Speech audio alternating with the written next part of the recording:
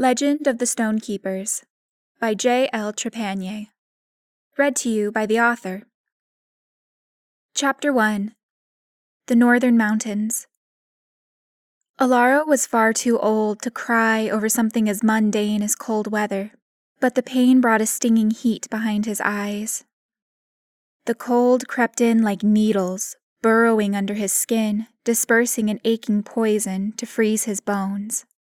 With every crunching step through the calf-deep snow, he shrunk himself smaller, nestling deeper into whatever warmth remained in his cloak.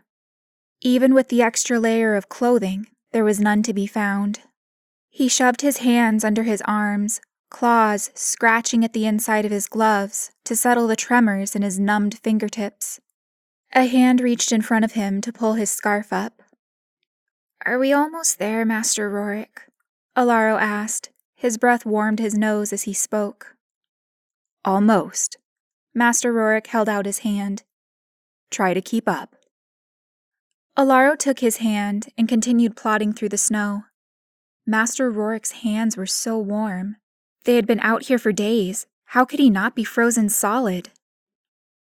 Alaro wanted to burrow into his side under his cloak. It was cute when he was 3, acceptable when he was 5, and maybe tolerable at best when he was 7 or 8, but at 10 years old, it would mark him as weak. No amount of aching, freezing pain would make him reveal himself as a coward to Master Rorik. "Are you cold?" Master Rorik asked. "Aye, sir," Alaro said. Of course he was cold. If someone had told him his legs had shattered and vanished, he would have believed it. "You know how to fix that, don't you?"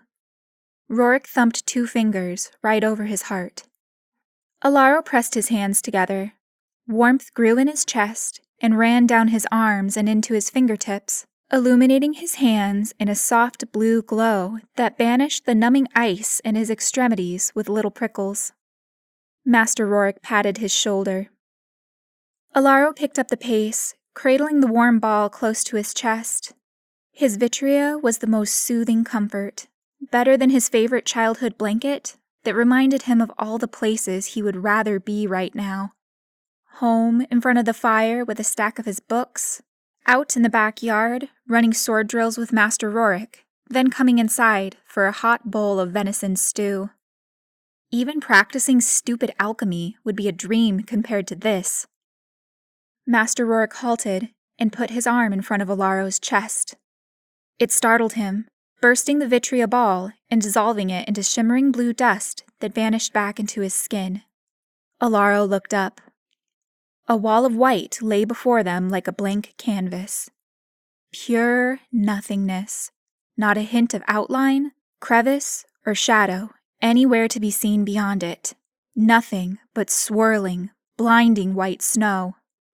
The tips of his ears and nose started to tingle beneath the protection of his scarf and hood. Master Rorik pulled him under his arm.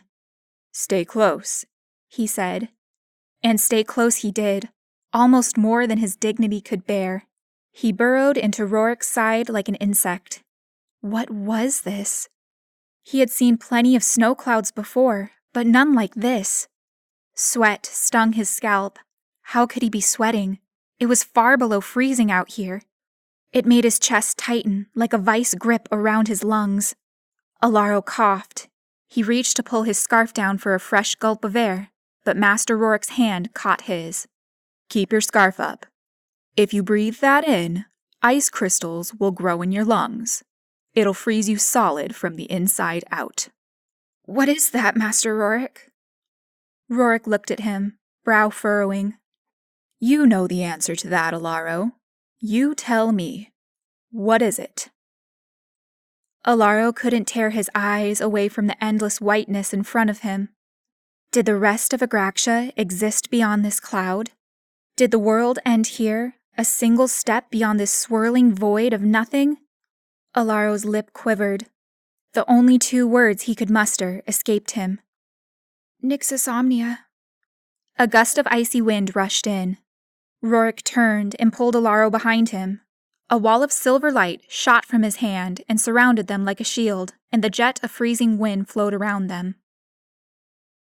The next time you ask me why you need to train every day, why you need to practice your magic, why you need to study alchemy, Alaro, I want you to remember this day. Rorik pulled him from under his arm and placed him in front of the void once again. At the rate things are going, Agraxia may only have a few decades left before Nixisomnia completely destroys us. After that, the rest of Terranum can only follow suit. If you want to live to be my age, you have to play your role in banishing Nixisomnia.